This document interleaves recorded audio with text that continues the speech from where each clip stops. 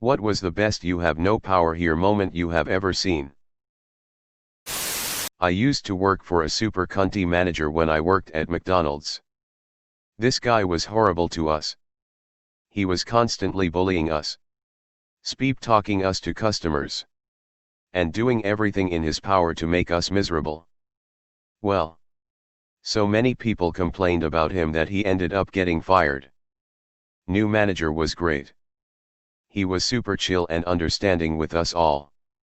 A couple weeks after he took over, the old douchebag comes in and starts talking about how terrible the store looks, how our service is speedier than ever, and how much this store needs him. The new manager looked at him and said, if you don't leave, then the cops are gonna make you. When the douchebag didn't move, new awesome manager stuck to his guns and called the cops. The douchebag is no longer allowed on any McDonald's property in the city and has a restraining order against him. The first time I had dinner at my parents' house after I got my own apartment. My dad was giving me grief as usual. Finally, I stood up and said, I don't live here anymore. I don't have to put up with you this way any longer. I'm going home. And walked out. Most liberating moment of my life. This is a bit silly, but gave me a great feeling of satisfaction. Due to the bad economy and poor money management, my parents have moved into the spare room of the house my husband and I bought a year ago. Things are mostly smooth, though I'm not the closest to them for several reasons I won't go into here. The other evening I was out gardening because it's hot during the day and we have the luck of having a street light right next to our front yard, keeping it pretty well illuminated even after sundown. I mostly garden at night, and I thought I had gotten the hose twisted, as it kept getting stuck. This went on for a bit, when I realized that it wasn't stuck, but being pulled.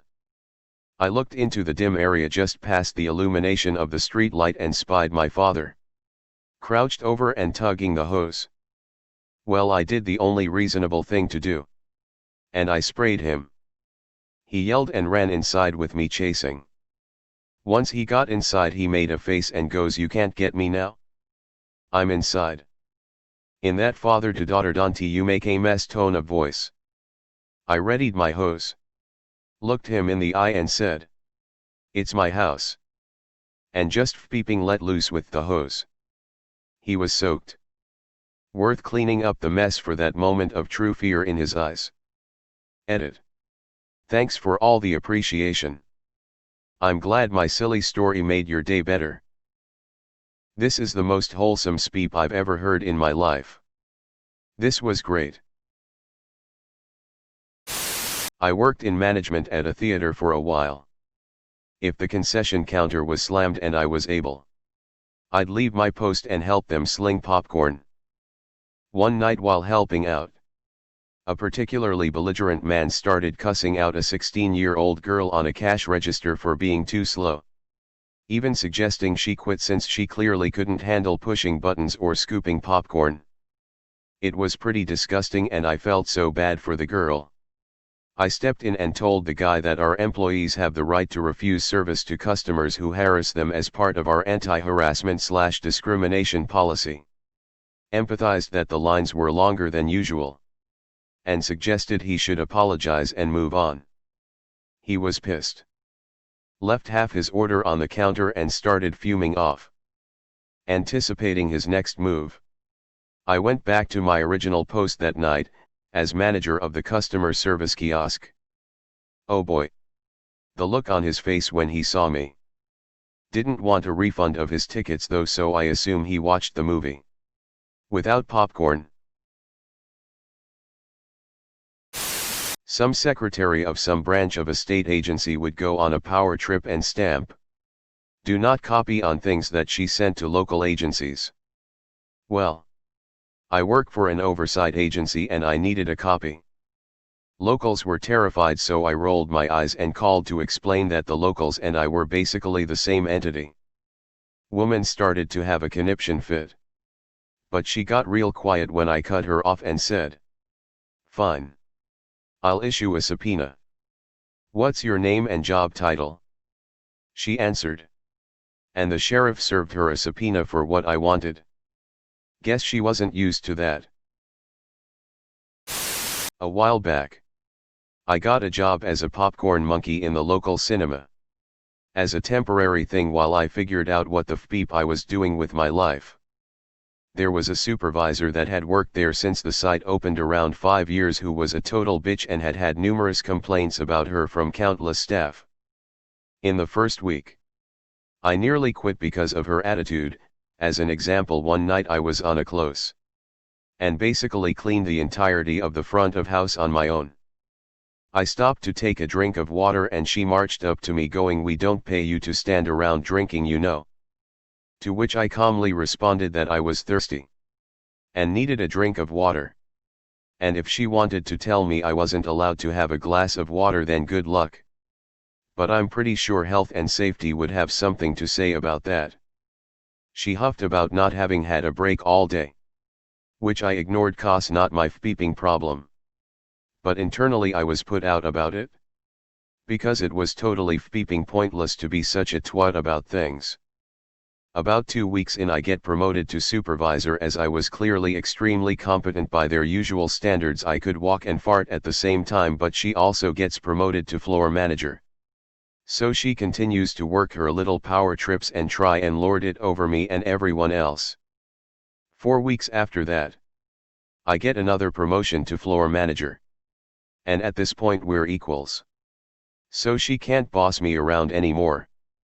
So instead, she tries a different tack, which is to try and lord it over me with her superior knowledge of processes, where to find stuff, etc.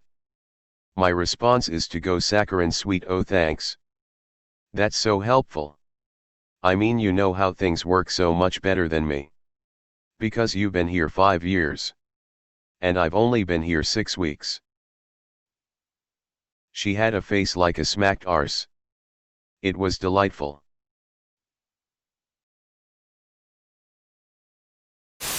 When I was in high school I worked at Popular Warehouse Club selling computers on the weekends. I was hired by the store manager via referral of a friend. I loved computers and they thought I'd make a good salesman. So my job was to stay in the computer department and sell computers. Nothing else. Well, one of the shift managers didn't like that, and insisted that I needed to go fold clothes for a while. As in, half my damn shift. I told him that the store manager had instructed me never to leave the technology department. But he insisted. This went on for several weeks.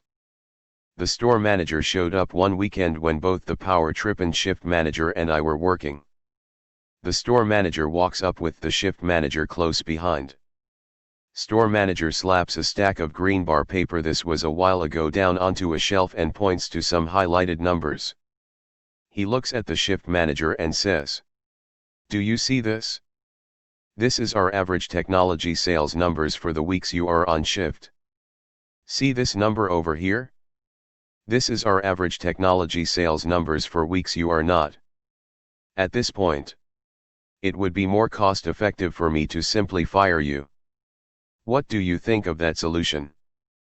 The guy stammers and stutters like a toddler caught bullying another kid on the playground. Fortunately, the dude wasn't fired. But the store manager made it clear that when I was on shift, I was not to leave the technology department unless I was on break or there was a fire in the store. That shift manager never said another word to me. The best jobs are when management has your back. Knowing this and the value of what you bring to the table is the best thing that manager could have ever done. I hope you kept this as a reference for future jobs. X and I were moving out after a breakup. Cleaning out garage. She was being critical of my post-breakup plan of moving in with a coworker until I could find a better place to live, as most options weren't great. I took a deep breath and laughed. This puzzled her. "Why are you laughing?" she asked. I collected myself and said, "Because this is the last time I have to listen to this." You don't get to be critical of anything I ever do. Ever again. It was a really great feeling. Because I literally thought of the "you have no power here" as I left. IT services for a client of mine. They paid for me to come to their office and address a problem. 8 HRS minimum time. The issue was resolved in about 45 minutes. They'd set up something incorrectly and it was pretty obvious once I got into the system. I was packing up to leave and the client stopped me. "What are you doing?" "The system is fixed, so I'm headed out back to my office." "No. I paid for 8 hours. You'll do your 8 hours. If I tell you to wash my car for 8 hours, that's what you'll be doing. Anyway. I'm leaving. I'll notify the office to send you the invoice and in all likelihood we'll no longer be working with you and withdrawing your lease on our equipment." I was waiting for a friend to finish work. She worked at a restaurant so fancy they had someone vetting guests at a podium outside. The place was glitzy and the folks were glam, so the great and good would descend in droves. Those with a reservation were sent in. Prospective walk-ins had to queue. A car sweeps up. The driver jumps out and holds the door open to unleash a hat and dress. The woman accompanying said finery, a C-list actress from a regional daytime TV show, looked through everyone present and moved to enter. She froze. Appalled. When the guest vetter intercepted, asking, "Do you have a reservation?" She mustn't have heard the question because she didn't respond. Instead she drew herself up to the full height of her couture and demanded, "Do you know who I am?" "Yes," said the maitre d'. Back of the queue. Oof. I started working for a welding company as an engineering manager. We were selling an extremely complex weldment pressure tank that goes under the speepter for 4.9K. Out costs were 9.3K. The owner took the bid to get in with this big company. The owner legit said, "We'll make it up in volume." We weren't. Anyway, the buyer for the larger company was a huge bitch and would regularly yell on phone calls. We sent them a letter that we would honor the last 5 tanks on the current PO at the same price. I didn't even want to do that, but after that they were going up to 10K per. She drove down with her boss the next day and demanded an explanation and threatened to pull the business. I replied that we were losing 5K per tank and couldn't do it anymore. She demanded evidence, which I already had pulled up, and simply turned on the projector. I said, "As you can see, we cannot continue to make this part at such a huge loss, and I don't think anyone can make it for the original price.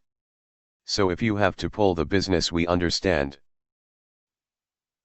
Her boss tripped over himself, cutting her off, and said they weren't pulling out and actually thanked us for honoring the current PO. I didn't have many run-ins with her after that. When an unhappy client threatens to go hire a better lawyer, they don't seem to get that this isn't a threat when they aren't paying me. In my professional experience, it is exceedingly rare to be fired by a client you don't want to fire you. I wasn't good at returning library books when I was a kid. I got lectured by my school librarian about it a lot. Fast forward 20 years and I'm a supervisor at the local public library, and my former, now retired school librarian goes there. One day I see her sneaking around the front desk instead of coming back to say hi to me, and I immediately figure something's up. I go up to say hi and she acts exasperated and tells me she was trying to avoid me because she had overdue books. So I put on my reading glasses, pulled them down over my nose, and delivered the same lecture she'd given me countless times about being responsible and turning in books on time. Woman complained we wouldn't fill her clearly fraudulent C2 prescription. Brought the brand new store manager back to the pharmacy to make us fill it. She says, "You have to fill it. God himself cannot make us fill anything if it fails the checks." No. A few years ago a guy stopped me in the hardware store and asked if I was a painter. I looked down at my painter's whites and said, Yeah, I do historical restoration work. He asked how much I charge per hour. And when I told him, he immediately told me I was too expensive and dropped my rate by 25%. I had already given him my number. But he kept belittling me and saying I wasn't worth it. I just told him that I already had a full-time job. And this would be in my off hours. So it needed to be worth my while. He finally let me leave the store. Then called me 3 or 4 times. Each time hemming and hawing over if he wanted to actually use me or not.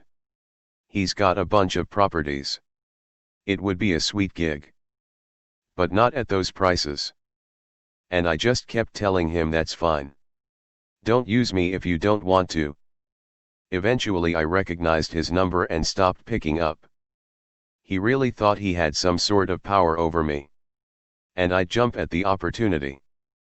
Luckily I didn't have to take the work. I was making good enough money as it was. He would have nitpicked absolutely everything. And probably not paid me at the end anyway. But he was so certain he'd have power in the situation, that he didn't seem able to comprehend me not wanting to barter with him. I worked at a grocery store for 5 years putting up with crazy customers and their awful attitudes. At the end of my tenure our store was set to be closed. And for the last month the store was sold to a liquidation company. Meaning we were no longer under our parent company's umbrella and were no longer concerned with retaining customer loyalty. I got to tell customers no and respond with every bit of sarcasm and disdain to every Karen I encountered for 1 month until the store officially closed. I joined the Army Reserve in 1983. In between my junior and senior year in high school. Going to drill one weekend and we were doing war games with another reserve unit. They mailed everyone a letter with the challenge and response to be let into the unit. As a lowly private, I was standing guard at the entrance and had to say the challenge. Everything's going good until a city police car pulls up and the cop is a new lieutenant. I give the challenge and he just look at me. I say it again and he said to just let him in because he didn't know it. He starts getting belligerent and I ask him to turn off the car and step out. He gets out and starts yelling at me. The sergeant major heard the commotion and comes over and tears the young lieutenant a new asshole. It was very satisfying to watch and I learned that day that even though a second lieutenant outranks a sergeant major, it really doesn't matter because the sergeant major had been in for 20 years and didn't put up with any bull's peep.